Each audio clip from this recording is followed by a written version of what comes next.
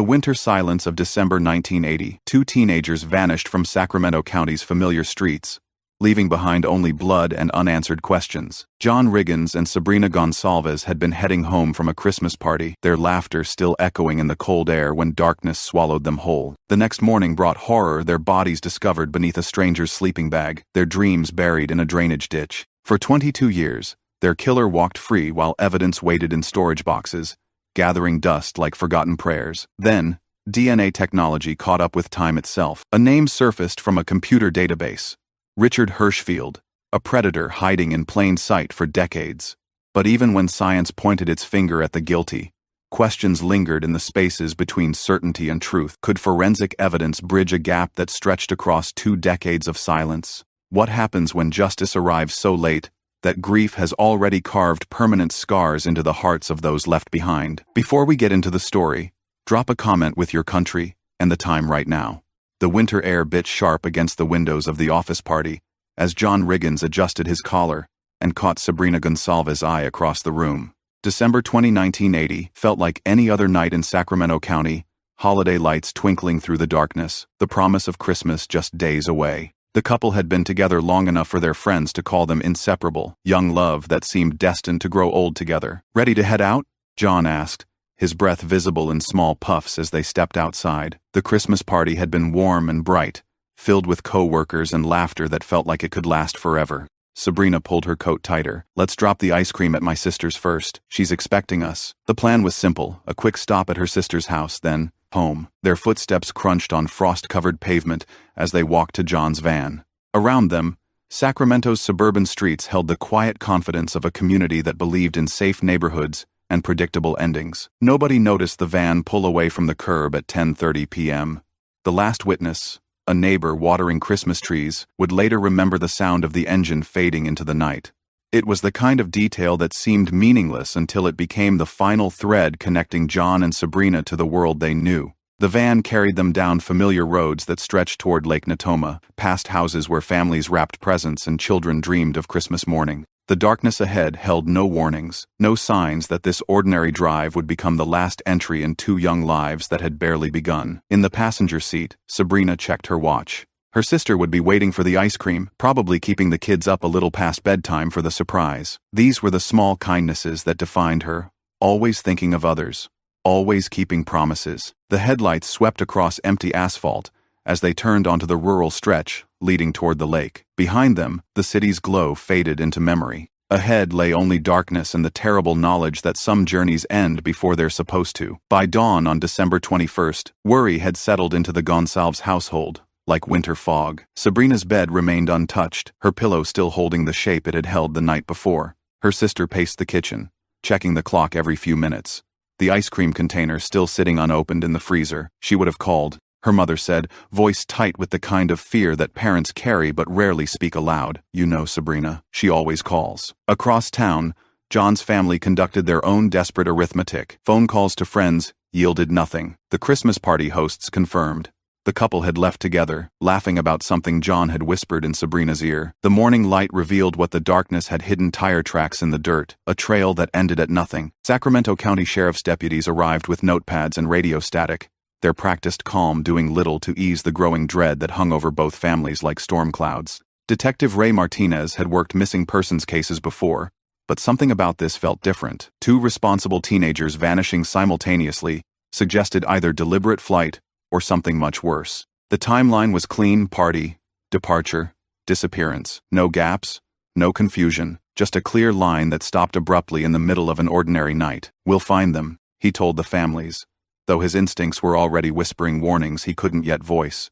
The radio crackled with updates from patrol units fanning out across the county, each one reporting the same thing: nothing. As the hours stretched past noon, the searches intensified. Volunteers joined deputies, combing through areas near Lake Natoma, where the rural roads offered too many places for secrets to hide. The community that had felt safe just hours before now buzzed with nervous energy, parents calling their own children home earlier than usual. By evening, Sacramento County had added 2 names to its list of the missing, though everyone involved suspected they were really searching for something much worse than absence. The van sat like a wound in the landscape, its blue paint dulled by December frost and something darker, Deputy Sarah Chen was the first to spot it just after noon on December 21st, parked on a dirt turnout 3 miles from where John and Sabrina had last been seen alive. "Control, I've got the missing persons vehicle," she radioed, her voice steady, despite the sick feeling building in her stomach. "Requesting detectives and forensics." Detective Martinez arrived within minutes,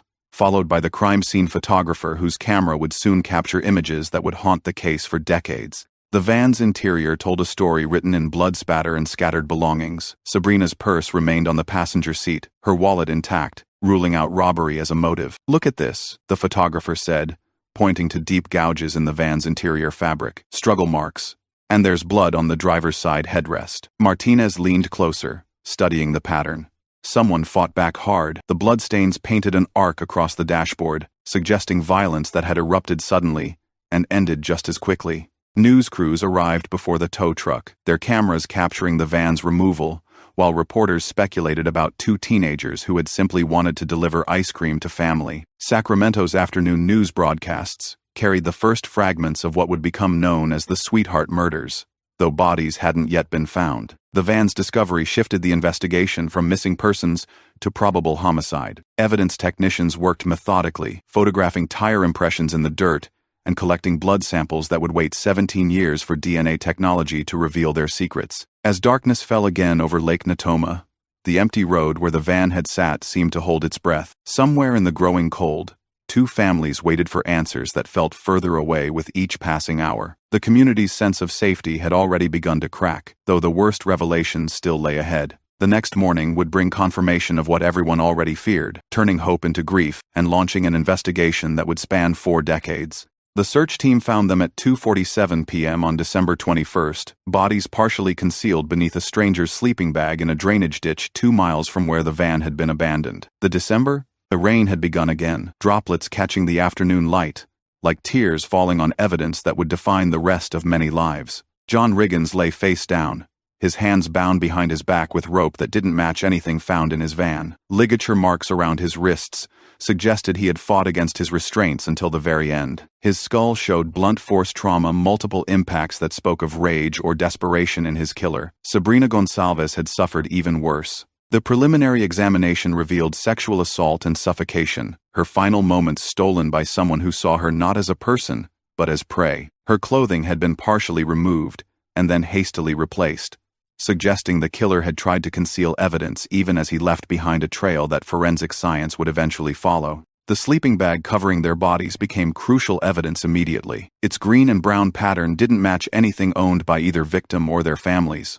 Fibers clung to the fabric synthetic materials that would later be traced to a specific manufacturer and distribution pattern that investigators couldn't yet interpret. Crime scene photographer took hundreds of images while the coroner's team worked with careful precision. Every angle, every detail, every potential clue was documented with the understanding that this evidence might be their only witness to the truth. Detective Martinez stood at the edge of the scene, watching technicians collect samples from beneath Sabrina's fingernails and swab areas where DNA might have been left behind. The technology to process such evidence was primitive in 1980, but proper collection now might yield answers later. By evening, news trucks lined the rural road that had become synonymous with brutality. 2 Sacramento teenagers found murdered dominated headlines while families began planning funerals instead of Christmas celebrations. The sleeping bag that had covered John and Sabrina went into evidence storage, carrying secrets that would wait decades to speak. The Sacramento County Sheriff's Office transformed into a war room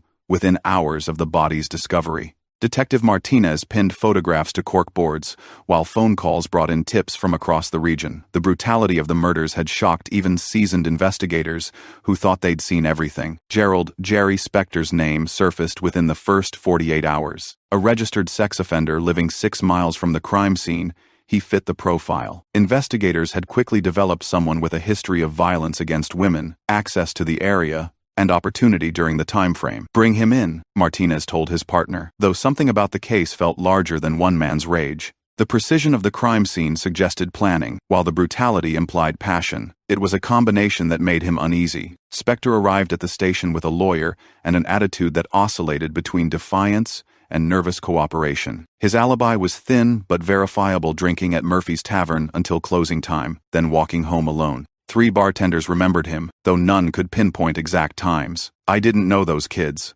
Spector insisted during 6 hours of questioning. "I was drunk that night. Ask anyone at Murphy's." The interrogation room felt smaller with each passing hour. Spector's fingerprints didn't match anything found in the van or at the crime scene. When pressed about the sleeping bag, he claimed he'd never seen it before, though investigators noted his nervousness when shown photographs. DNA testing was years away from practical application, so investigators relied on traditional methods: blood typing, fiber analysis, and witness testimony. The semen samples collected from Sabrina's body were preserved but couldn't immediately exclude or confirm Spector as the source. By New Year's Day, 1981, Spector was released but remained under surveillance. His alibi held, his blood type didn't match evidence from the scene, and no physical evidence connected him to the murders. The investigation had its first major suspect, and its first major disappointment. The sleeping bag remained unexplained, its foreign fibers mocking investigators who knew the answers were hidden somewhere in its weave. Timothy "Tim" Bindner appeared in the case file 3 years later,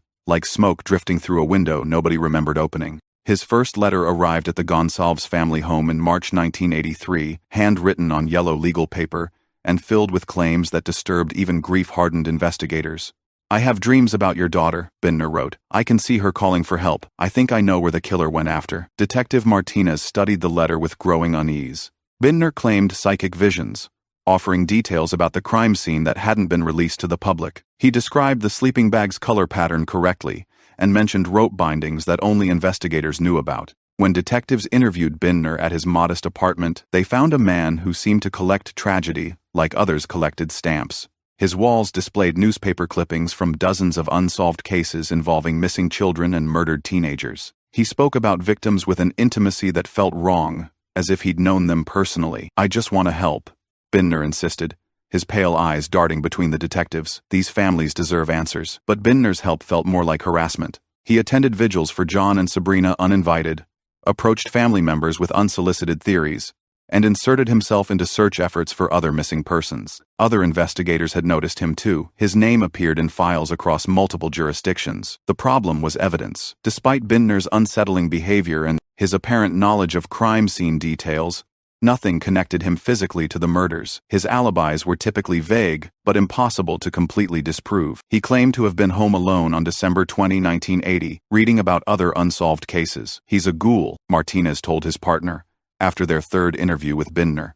"But being creepy isn't a crime." Years passed with Bindner hovering at the edges of multiple investigations, a figure who seemed drawn to death without being definitively connected to it. The Sweetheart murders case grew thicker with his letters and theories, but no clearer about his actual involvement. By 1987, investigators had learned to document Bindner's claims, while focusing their energy elsewhere. By the late 1980s, the Sweetheart murders had settled into Sacramento County's cold case files like sediment in still water. Evidence boxes lined shelves in climate-controlled storage, each labeled with dates and case numbers that represented someone's child, someone's hope for justice. Detective Martinez had retired, passing the case to younger investigators who inherited thick files and fading witness memories. The sleeping bag's fibers had been analyzed by every available method, revealing only that it was manufactured by a company with nationwide distribution. The rope that bound John's hands was common hardware store variety, purchased by thousands of customers whose receipts had long since been discarded. Most frustrating were the biological samples, semen collected from Sabrina's body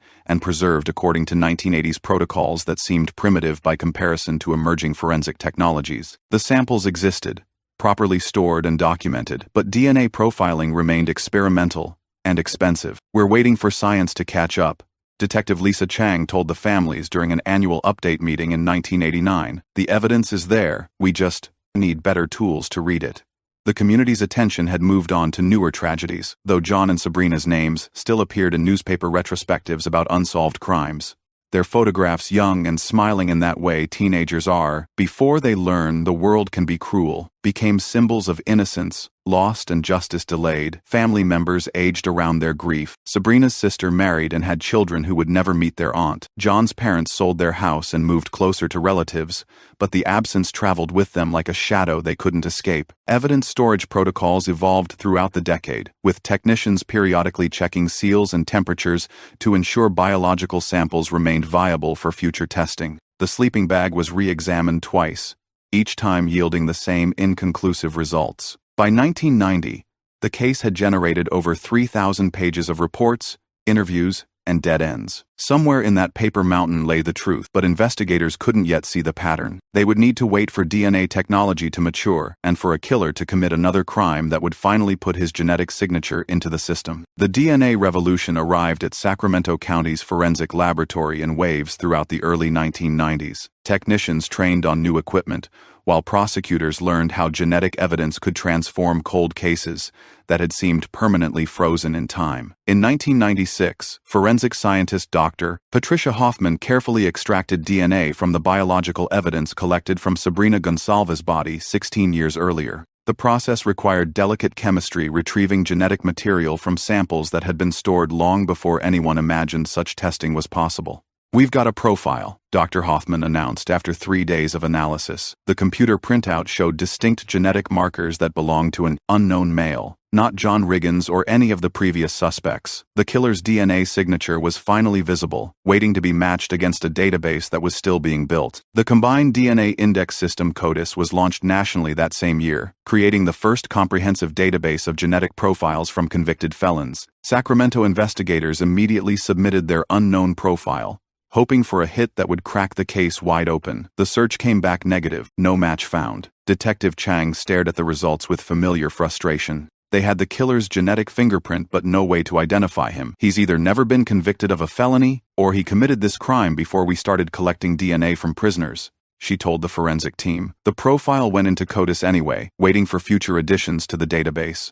Every new conviction, every expansion of collection protocols, represented another chance for the system to identify John and Sabrina's killer. Family members learned about the DNA breakthrough with mixed emotions. Science had finally given them proof that the killer existed and could be identified, but he remained nameless and free. The sleeping bag's secrets were still locked away, its foreign fibers mocking investigators who knew the answers were hidden in its weave. "At least we know we're looking for the right person," Sabrina's sister said during a media interview marking the case's 17th anniversary.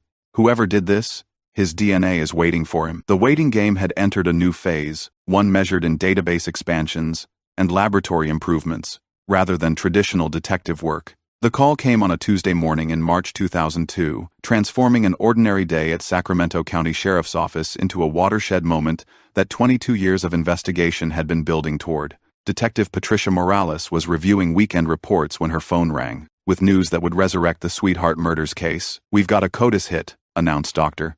Sarah Chen from the State Forensic Laboratory. "Your 1980 sample matches a convicted offender in Washington state." Morales felt her pulse quicken as she grabbed a pen.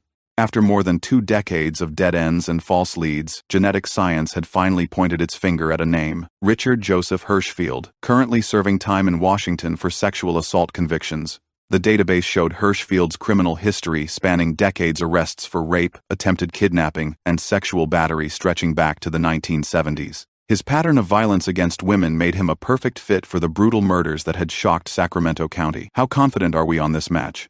Morales asked, already knowing the answer but needing to hear it confirmed. 13 CODIS markers. "The probability of error is 1 in several billion. This is your guy." Within hours, Morales was coordinating with Washington state authorities to interview Hirschfield in his prison cell. The 57-year-old convict had been serving consecutive sentences that would keep him locked up for the foreseeable future, but the DNA match opened the possibility of charging him with capital murder. News trucks began gathering outside the sheriff's office before the official announcement. "Sweetheart murders suspect identified." After 22 years dominated headlines, while families who had waited decades for answers prepared themselves for a new chapter in their long struggle for justice. The breakthrough felt both miraculous and inevitable, science finally catching up with evidence that had waited patiently in storage for technology to evolve. But investigators knew identification was only the beginning. Building a prosecutable case would require reconstructing events from more than 2 decades earlier, while confronting a defendant who had spent years perfecting his denials. The sleeping bag would finally have its day in court. The Washington State Penitentiary visiting room felt like a tomb, as Detective Morales sat across from Richard Hirschfield, studying the man whose DNA had linked him to murders committed when he was 35 years old. Now 57, Hirschfield had the pallor of someone who had spent decades behind bars, his gray hair thinning and his eyes holding the flat affect of a practiced liar. "I don't know what you're talking about," Hirschfield said when confronted with the DNA evidence.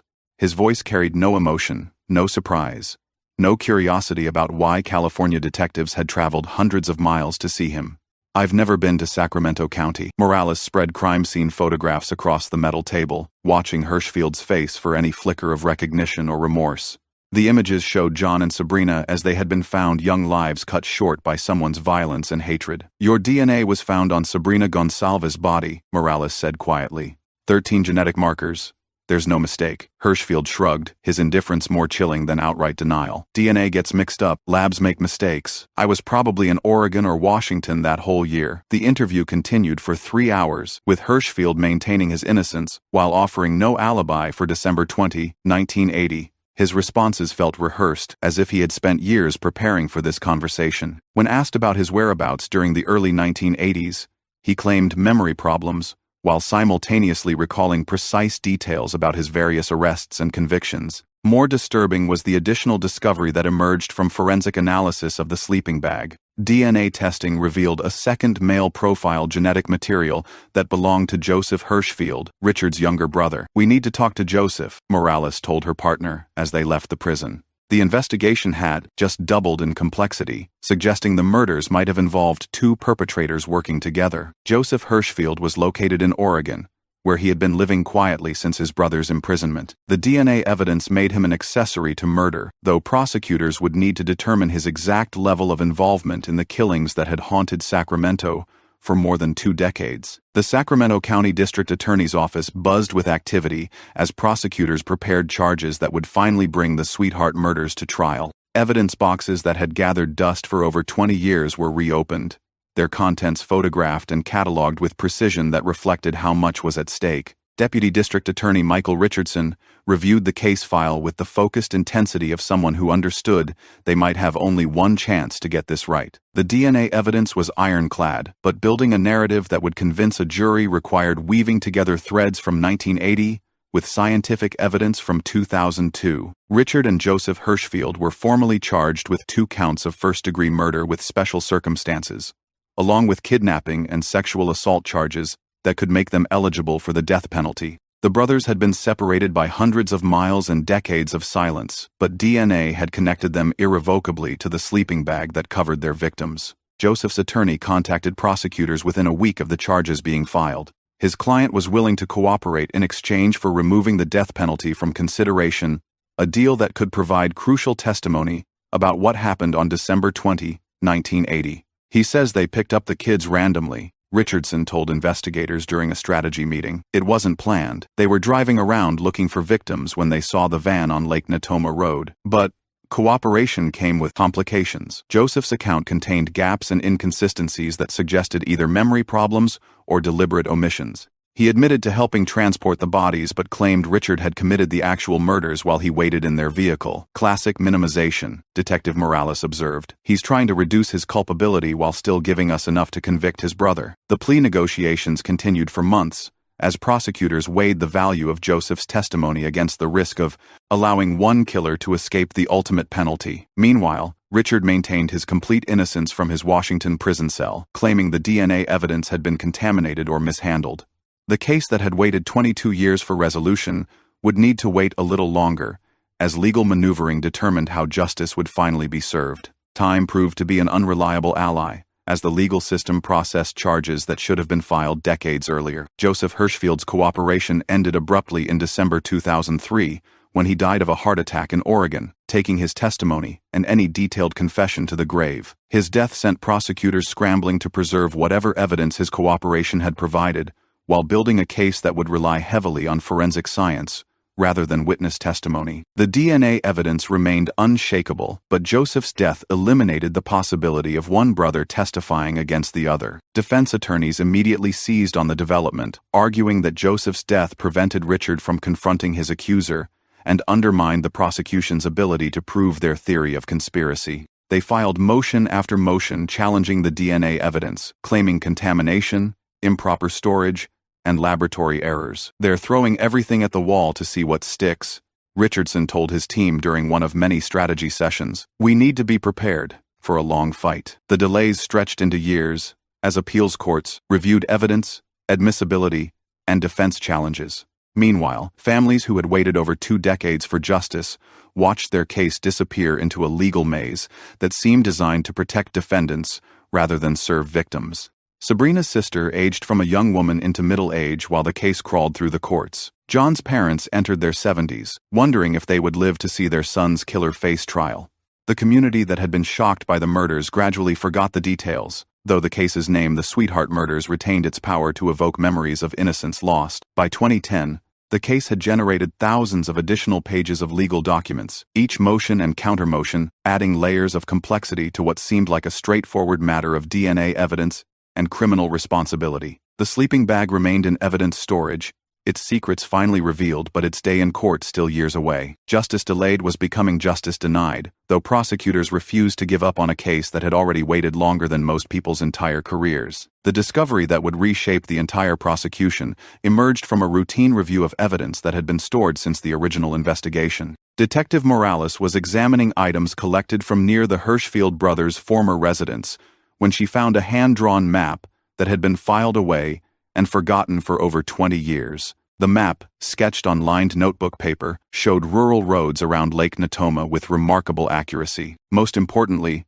it marked the exact location where John and Sabrina's bodies had been found, labeled simply as ditch in handwriting that forensic experts would later match to Richard Hirschfield. "This changes everything," Richardson said when shown the map. "It's premeditation evidence. He didn't just stumble onto this location, he planned it." The map had been collected during a 1982 search of property near where the Hirschfield brothers had been living, but investigators at the time hadn't understood its significance. With no DNA database to connect them to the murders, the map had seemed like irrelevant documentation. Now it became the centerpiece of a prosecution narrative that portrayed Richard Hirschfield not as an opportunistic killer, but as someone who had scouted locations for disposing of bodies. The level of detail in the map suggested familiarity with the area and advanced planning that contradicted any defense claim of spontaneous violence. Forensic handwriting analysis confirmed that Richard Hirschfield had drawn the map, comparing it to prison documents and earlier police reports. The paper's age and ink composition matched materials available in the early 1980s, establishing that it had been created around the time of the murders. Defense attorneys fought the map's admissibility, arguing it was circumstantial evidence that proved nothing about the events of December 20, 1980. But prosecutors successfully argued that combined with the DNA evidence,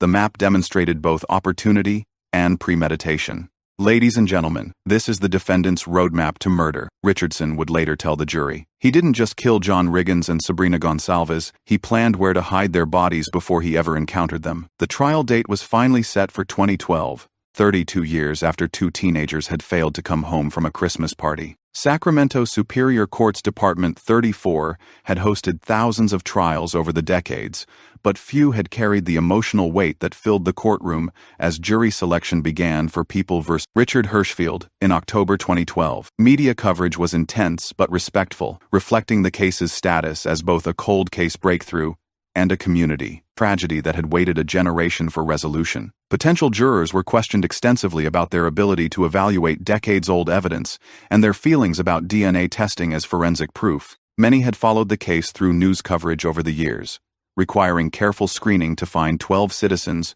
who could judge the evidence without preconceptions. "This is not a television show," Judge Morrison warned the selected jury during preliminary instructions. "The evidence you will hear represents real people who lived and died, and real families who have waited over 30 years for answers." Defense attorney Patricia Walsh had built her strategy around reasonable doubt, planning to argue that DNA evidence could be contaminated, that the map was irrelevant circumstantial evidence, and that the passage of time made a fair trial impossible. Her client maintained complete innocence, though his decades of sexual assault convictions would make him an unsympathetic defendant. "Mr. Hirschfield has been in prison for years on other charges," Walsh told reporters during a pretrial hearing. "The state is trying to blame him for every unsolved crime in California." Prosecutor Richardson had waited his entire career for a case like this: ironclad DNA evidence, clear motive, and victims whose innocence would resonate with any jury. The map discovery had transformed good evidence into overwhelming proof, though he knew that decades of delay had cost him witness memories and documentation. The courtroom gallery filled with family members,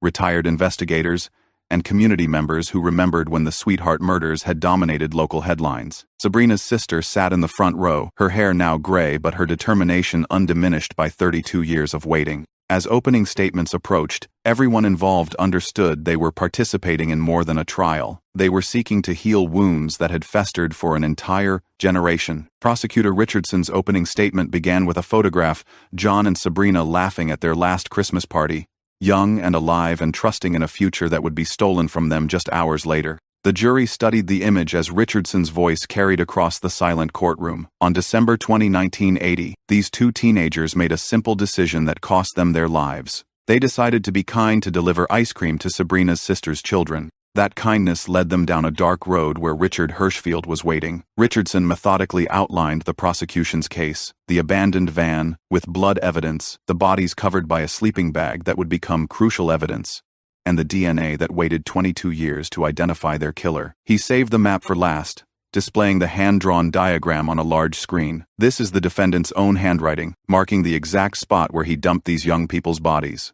This map proves that Richard Hirschfield didn't stumble onto John and Sabrina by accident. He had planned where to hide them before he ever saw their faces. Defense attorney Walsh faced an almost impossible task, creating reasonable doubt around DNA evidence that seemed unshakable. Her opening focused on the passage of time and the prosecution's reliance on science rather than witnesses. 32 years, ladies and gentlemen. Evidence degrades, memories fade, and laboratories make mistakes. The state wants you to convict Mr. Hirschfield based on genetic material that has been stored in freezers and handled by dozens of technicians over 3 decades. Walsh acknowledged her client's criminal history while arguing it didn't make him guilty of murder. Richard Hirschfield has paid for his crimes, but being a bad person doesn't make him a killer. The gallery watched in absolute silence as both attorneys painted competing pictures of the same evidence. Family members in the front row held hands, their faces reflecting decades of pain and hope finally being addressed in a forum that could deliver justice. As the opening statements concluded,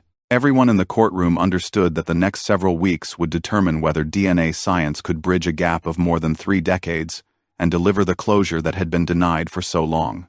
Dr. Patricia Hoffman took the witness stand on the trial's 3rd day, carrying with her the authority of forensic science and the weight of evidence that had waited decades to speak. As the DNA analyst who had first extracted genetic material from evidence collected in 1980, she represented the bridge between old-fashioned detective work and modern laboratory precision. The biological evidence was properly collected and stored according to protocols that were state-of-the-art for 1980, Dr. Hoffman testified, referring to detailed chain of custody documentation. When we extracted DNA in 1996, the samples were pristine. Richardson guided her through the technical aspects of DNA analysis, while keeping the language accessible to jurors who ranged from college professors to retail workers. The genetic profile that emerged from testing showed 13 CODIS markers that matched Richard Hirschfield's known DNA with astronomical certainty. What are the odds that someone other than the defendant could have left this DNA evidence? Richardson asked. Approximately 1 in 4.7 billion, Dr. Hoffman replied.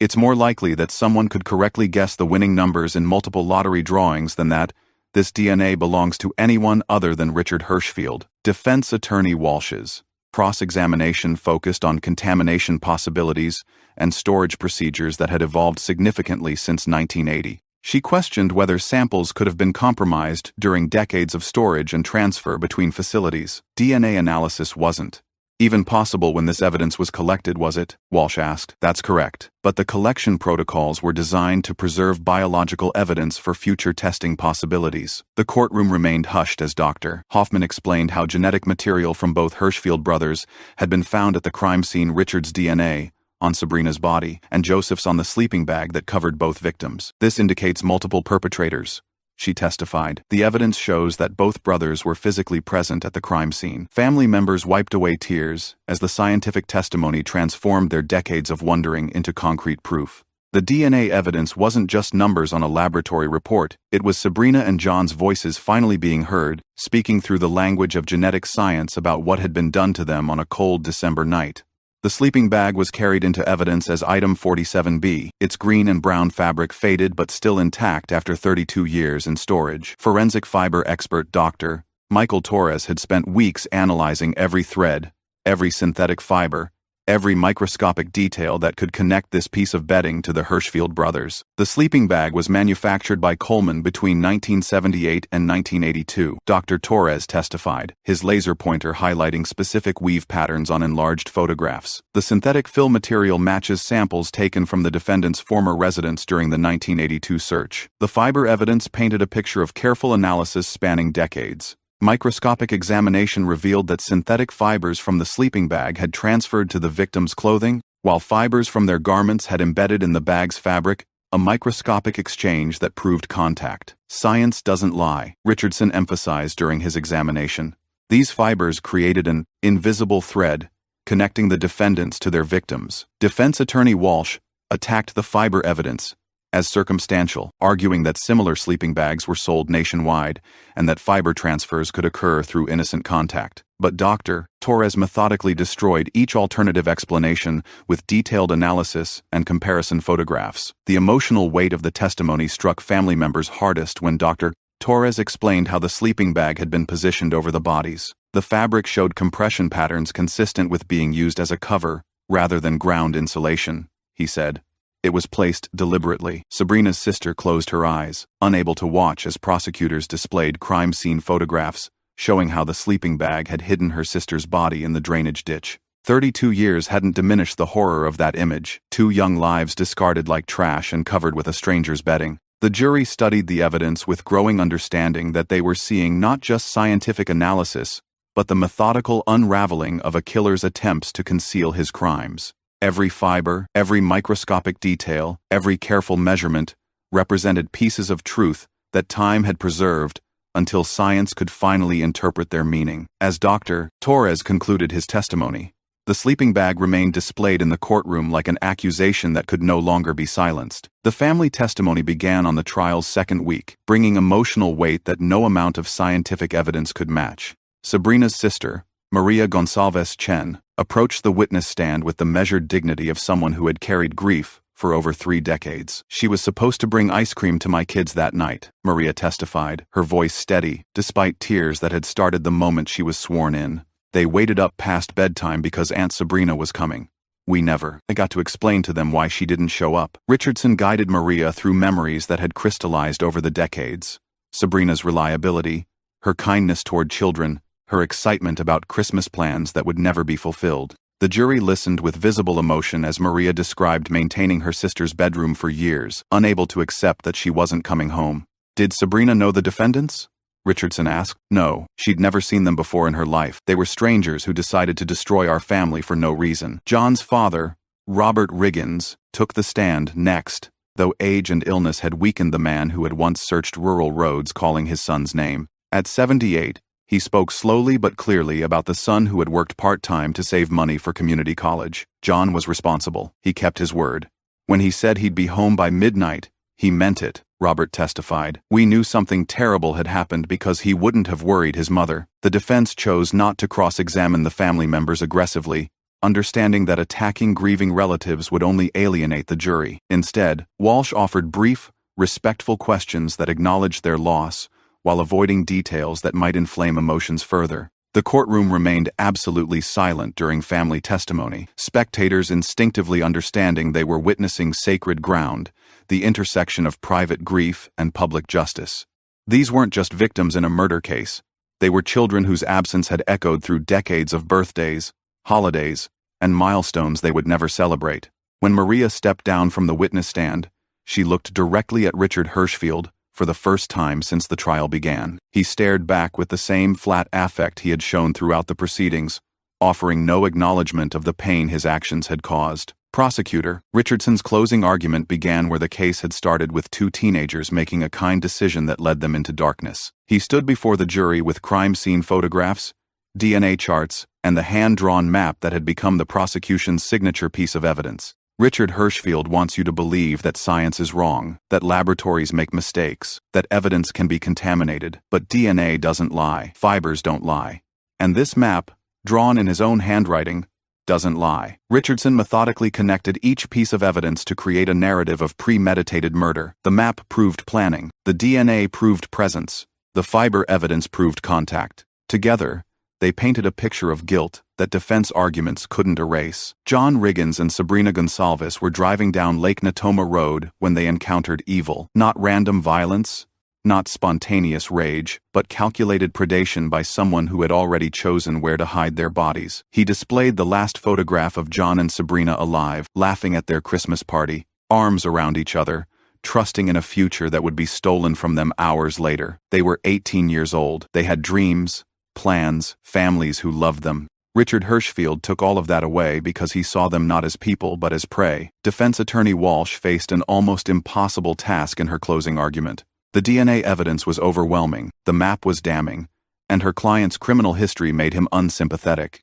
She focused on reasonable doubt and the passage of time. 32 years, ladies and gentlemen. Evidence degrades, memories fade, and yes, laboratories can make mistakes. The prosecution wants you to convict based on microscopic traces that have been handled by dozens of people over 3 decades. Walsh argued that Joseph Hirschfield's death had prevented her client from confronting his accuser, though she couldn't explain away the DNA evidence that connected both brothers to the crime scene. Mr. Hirschfield has already paid for his crimes. He's spent decades in prison. But that doesn't make him guilty of these murders. The jury would soon decide whether genetic science could deliver justice across a gap of more than 3 decades, or whether time had made certainty impossible. The verdict came on December 12, 2012, exactly 32 years and 8 days after John Riggins and Sabrina Gonsalves had been murdered. The jury had deliberated for 4 days, carefully reviewing DNA evidence, fiber analysis, and the hand-drawn map that connected Richard Hirschfield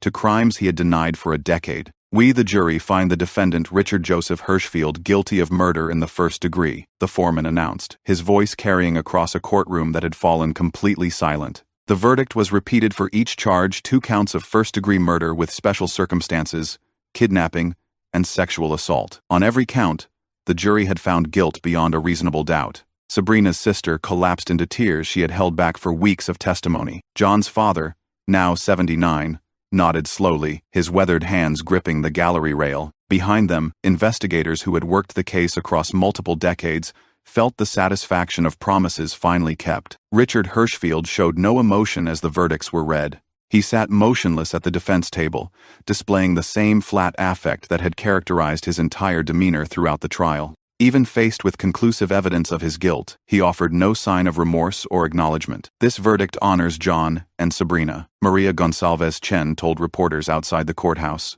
It doesn't bring them back, but it proves they weren't forgotten. The conviction represented more than individual justice. It validated the persistence of investigators who had preserved evidence for decades, and the evolution of forensic science that had finally given voice to victims who could no longer speak for themselves. Detective Morales, who had received the original CODIS hit in 2002, stood on the courthouse steps, reflecting on a case that had defined much of her career. "We always believed this day would come," she said. "Science gave John and Sabrina their voices back. The penalty phase would determine whether Hirschfield would face execution or life imprisonment without parole.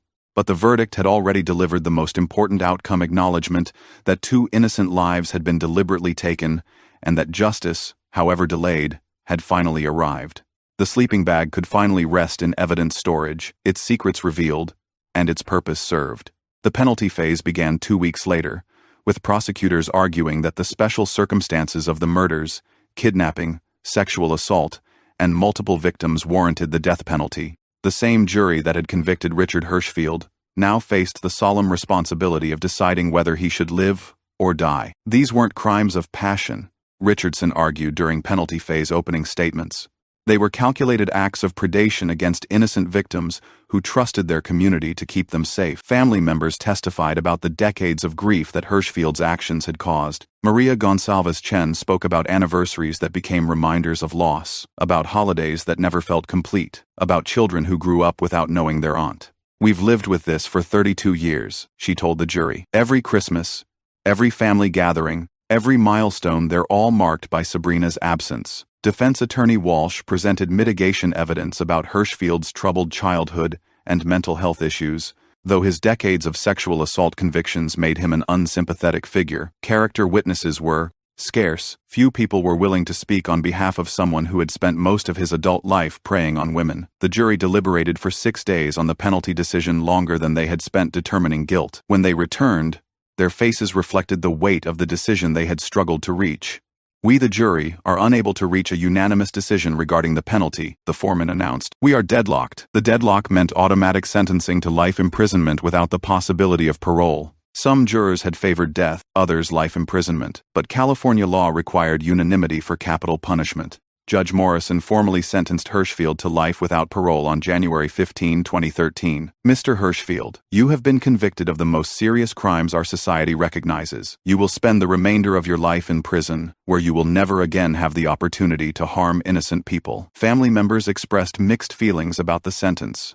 Justice had been served, but some had hoped for the ultimate penalty. Maria Gonsalves Chen summarized the complex emotions. "He'll never hurt anyone else. That's what matters most." The Sweetheart murders case was finally closed, though the scars it left would never fully heal. The months following Richard Hirschfield's sentencing brought a strange sort of peace to families who had lived with uncertainty for over 3 decades. Media attention gradually faded, replaced by newer tragedies and fresher headlines, though the case had established important precedents for cold case prosecution using DNA evidence. Detective Morales retired 6 months after the trial, her career bookended by the CODIS hit that had cracked the case, and the conviction that had validated decades of patient evidence preservation. At her retirement party, she kept the case file close, a reminder of how persistence and science had finally delivered justice. "This case changed how we think about evidence storage," she told younger investigators. "Every sample we collect today might be the key to a case that won't be solved for 20 or 30 years. The Sacramento County Sheriff's Office used the Sweetheart murders conviction to advocate for expanded DNA collection and improved evidence storage protocols. The case had demonstrated that proper preservation could make cold cases solvable decades later, provided investigators never gave up hope. Maria Gonsalves Chen established a scholarship fund in her sister's memory, providing college assistance to students studying forensic science. "Sabrina always wanted to help people," she explained during the fund's dedication ceremony. "Now she can help train the investigators who will solve tomorrow's cases." The sleeping bag and other physical evidence remained in storage, though their evidentiary value had been exhausted. They existed now as historical artifacts, remnants of a crime that had shaped multiple generations of investigators and demonstrated the power of genetic science to bridge decades of silence. John's parents visited his grave more frequently after the conviction, finally able to tell their son that his killer had been caught. The headstone they had installed in 1981 now carried additional meaning, not just a memorial to a life cut short, but a symbol of justice delayed, but not denied. Academic studies of the case would later cite it as an example of how DNA technology could transform cold case investigations, though researchers noted that success required both proper evidence collection and institutional commitment to long-term storage and analysis. The community that had been shocked by the murders in 1980 could finally close a chapter that had remained painfully open for an entire generation. Richard Hirschfield began serving his life sentence at California State Prison in Corcoran, where he was housed in protective custody due to the nature of his crimes. Prison records showed he maintained his innocence, despite overwhelming evidence, filing appeal after appeal that courts routinely denied. His daily routine became regimented by institutional schedules, meals at prescribed times, limited recreation hours, and visits from attorneys who continued challenging his conviction on increasingly desperate grounds. The appeals process would drag on for years, though legal experts considered reversal virtually impossible given the strength of the DNA evidence. Hirschfield rarely spoke about his crimes to fellow inmates or prison staff, maintaining the same flat demeanor that had characterized his trial testimony.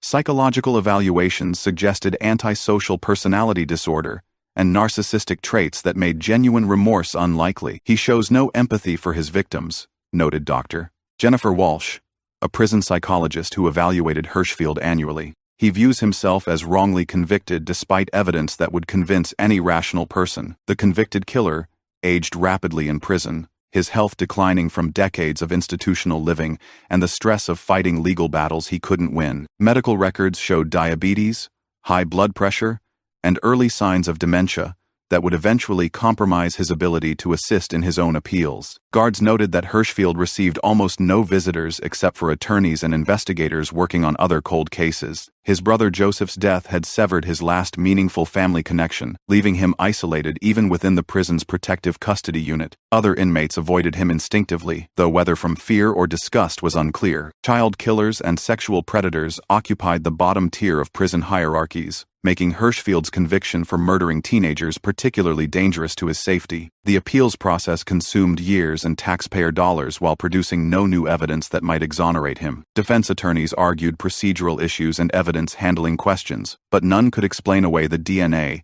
that had connected him conclusively to Sabrina Gonsalves' body. By 2018, Hirschfield had been denied by every court level, exhausting his direct appeals, and moving into the more limited world of habeas corpus petitions that rarely succeeded in overturning convictions supported by genetic evidence. The call came to Detective Morales on a Thursday morning in March 2020, though she had been retired for 7 years by then. Richard Hirschfield had died in his prison cell at age 79, his body discovered during routine morning checks by correctional officers. Natural causes, the prison medical examiner determined. Decades of diabetes, heart disease, and institutional living had taken their inevitable toll. There would be no autopsy, no investigation, just the quiet end of a man who had taken so much from others while giving nothing back. Morales immediately called Maria Gonsalves Chen with the news. Knowing that families deserved to hear such information from someone who understood the case's significance, rather than learning about it from news reports or official notifications. "How do you feel about it?" Morales asked after delivering the news. "Empty," Maria replied after a long pause. "I thought I'd feel relief, but mostly I feel empty." He never apologized. He never explained why he did it. He just ended. The news generated modest media coverage, a brief obituary for a convicted killer that mentioned his crimes, without dwelling on details that might re-traumatize surviving family members. Most Sacramento residents had moved on to more recent tragedies, though the Sweetheart murders remained embedded in local crime folklore. John's father had died 2 years earlier, taking with him the satisfaction of having lived to see his son's killer convicted. His widow, now 86, learned about Hirschfield's death from a neighbor who had seen the news report. "At least John can rest in peace now," she said, though the logic of that statement reflected grief more than reason. John had been at peace since 1980. It was the living who had struggled with unfinished business. Prison officials disposed of Hirschfield's personal effects according to standard procedures. He had accumulated few possessions during his incarceration: legal documents, basic hygiene items, and letters from attorneys. No family members claimed his body, which was eventually cremated at state expense. The man who had shattered so many lives disappeared into statistical records, leaving behind only the legacy of pain he had caused and the precedent his conviction had established for future cold case prosecutions. On a cold December evening in 2020, exactly 40 years after John Riggins and Sabrina Gonsalves had left their Christmas party for the last time, Maria Gonsalves Chen stood at her sister's graveside holding a single white rose. The headstone had weathered 4 decades of Sacramento seasons, its inscription still clearly readable in the fading light. "It's over, Sabrina," she whispered, placing the rose against the granite marker. "He's gone. He can never hurt anyone else." The cemetery was quiet, except for wind rustling through oak trees that had grown taller since 1981. Other graves nearby held their own stories of lives cut short or well-lived, but none carried the weight of justice delayed for an entire generation. Across town, investigators continued working cold cases using protocols that had evolved from the Sweetheart murders prosecution. DNA databases had expanded exponentially, connecting criminals to crimes committed decades earlier, with increasing frequency. The case had become a textbook example of how proper evidence preservation could deliver justice across seemingly impossible spans of time. Detective Chang, who had inherited the case in the 1990s, now supervised the cold case unit that bore responsibility for Sacramento County's unsolved murders. The success of the Hirschfield prosecution had secured funding for expanded DNA testing and evidence storage improvements that benefited countless other investigations. "We tell new investigators about John and Sabrina," Chang explained to a visiting delegation of forensic scientists. "Their case proves that we never know which piece of evidence will solve a crime 20 or 30 years from now." The sleeping bag that had covered their bodies remained in evidence storage, though its evidentiary value was exhausted. It existed now as a historical artifact, a reminder of how forensic science had evolved from primitive blood typing to sophisticated genetic analysis that could identify killers across decades of denial. Sacramento County had grown and changed dramatically since 1980, but the rural roads around Lake Natoma remained largely unchanged. New housing developments had brought more people to the area, but the drainage ditch where 2 teenagers had been discarded was preserved as part of a nature preserve, their memory protected by families who refused to let time erase what had happened there. The Sweetheart murders case was finally, truly closed.